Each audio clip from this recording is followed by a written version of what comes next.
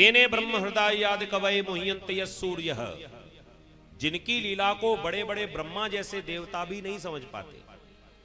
अब हम लोग बैठे उनकी लीलाओं को समझने के लिए। आप लोग विचार करें, वो परमात्मा की लीला हम कैसे समझ पाएंगे जिनकी लीला से ब्रह्मा जैसे देवता भी मोहित हो जाते हैं। आप लोगों ने वो कथा सुनी होगी, जब भगवान इसी वृंदावन में जहां हम लोग बैठे हुए हैं, गैया चराने के लिए जब जाते थे भगवान कृष्ण, ग्वाल मंडली को अपने संग में लेकर गए और भगवान ने नियम बना दिया कि भैया जो भी हम भोजन अपने अपने घर से लेकर आएंगे, अपनी भाषा में, देसी भाषा में जिसको कहते हैं कलेवा, अपने अपने घर से जो भी कलेवा लेकर आएंगे वो एक एक कोने में जाकर नहीं खाएंगे, सब मिल बांट के खाएंगे।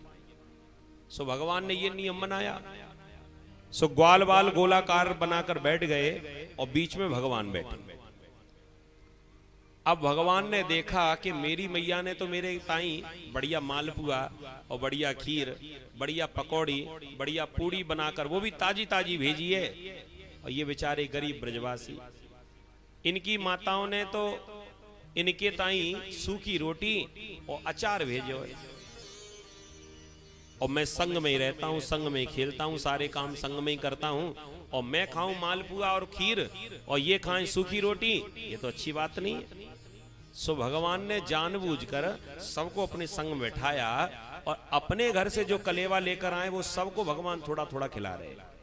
मालपुआ तुम खाओ, खीर तुम खाओ, कह दिया ये रोटी, कह दिया यार मैं खाऊंगा।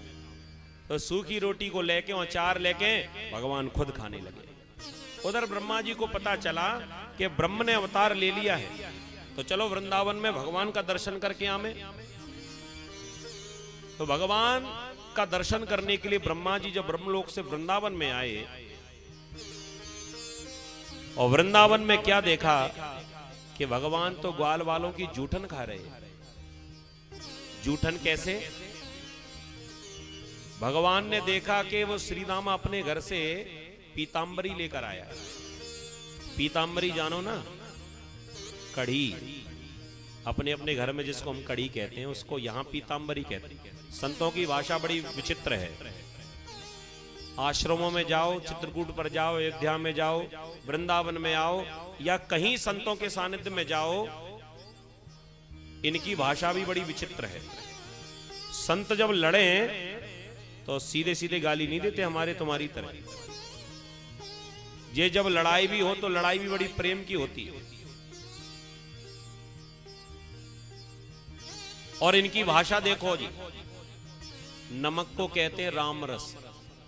वो एक व्यक्ति भंडारे में बैठ गया और वो संतों की पंक्ति में राम रस राम रस राम रस।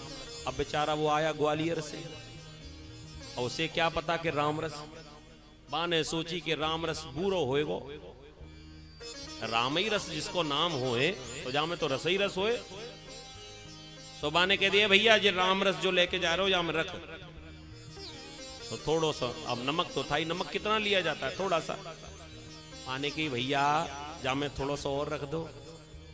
फिर रख दिया, कह दिया इतने से इतना लोभ क्यों करे, थोड़ा सा और रखो। भैया गुस्से में मुट्ठी भर के नमक रख दिया।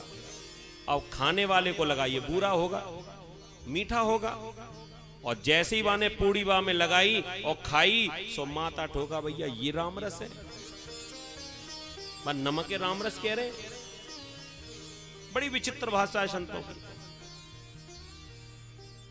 हम लोग अपने घर में कहते हैं मिर्ची, हरी मिर्ची हो सकती है, काली मिर्ची हो सकती है, लाल मिर्ची, और संतों की भाषा में उसको कहते हैं लंका।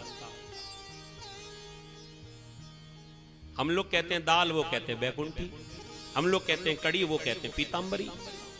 तो ये पीतांबरी श्री राम अपने घर से लेके आए हो। भगवान ने देखी कि पीतांबरी को तो भोग लगाना ही पड़ेगा।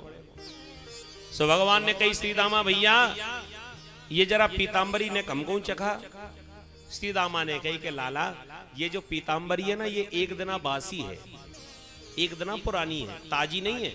और ठंडी पीतांबरी अगर तैने खा ली, हो सकता है तो कोई नुकसान कर जाए, तो मैं कल अपनी मैया तेरे ताई ताजी ताजी बनवा के लाऊंगा, लेकिन आज तो मैं ये पीतांबरी तो को ना दूंगा।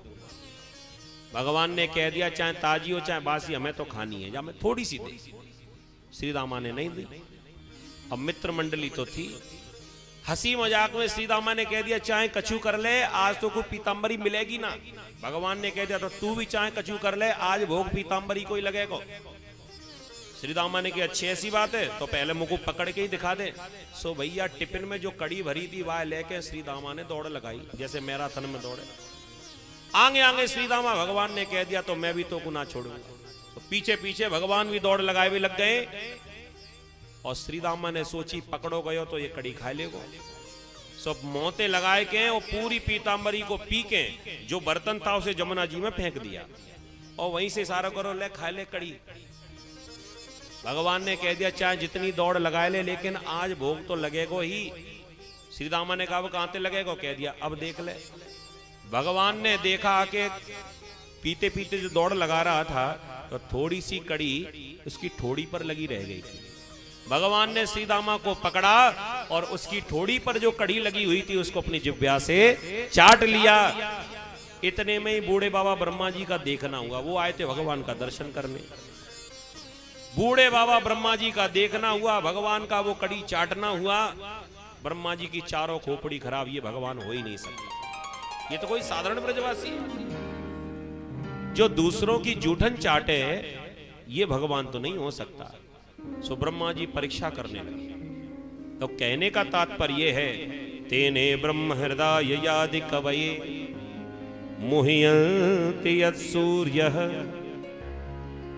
जिनकी लीला से ब्रह्मा जैसे देवता भी मोहित हो जाए, हम लोगों की क्या हिम्मत है जो उनकी कथा को, उनकी लीला को समझ पाए।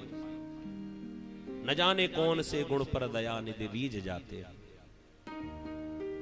सूजी महाराज आगे लिखते हैं तेजोवार मृदाम यथा विनिमयो। जैसे गर्मियों के समय में सूर्य का प्रकाश पृथ्वी पर जब पड़ता है तो कभी कभी हमारी आंखों को भी धोखा हो जाता है। हमें लगता है थल में जल भरा हो। कभी अंदाजा किया होगा आपने, गर्मियों के समय में जब इतनी भीषण गर्मी पड़े, चिलचिलाती हुई धूप, और कोई भाई बाइक से चला जा रहा हो या कार से चला जा रहा हो, तो कभी कभी आपने अंदाजा किया होगा ऐसा लगता है रोड पर पानी भरा हो। ऐसे ही रेगिस्तान में जाओ, वहां रेत पर भी ऐसा दिखाई पड़ता माने जल भरा हो। लेकिन वो जल नहीं होता, वो हमारी आंखों का धोखा होता। तेजोवार, जैसे सूर्य का तेज हमारी आंखों को धोखा दे देता है, वो थल में जल का भान करा देता है, ऐसे ही भगवान की लीला से ये संसार हमको अपना लगने लगता है। ये संसार वैसे अपना है नहीं, ये बड़ा कड़वा सत्य है। ये संसार हमारा नहीं, क्योंकि ये माया से निर्मित है। और माया का अर्थ होता है मा माने नहीं या माने जो है ही नहीं। जो अपना ना हो वो है माया। और हम लोग फिर भी माया के चक्कर में पड़े हुए हैं। और जब तक ये माया के बंधन रहेंगे तब तक हम इस संसार से, भवसागर से पार नहीं हो सकते, उस परमात्मा को प्राप्त नहीं कर सकते।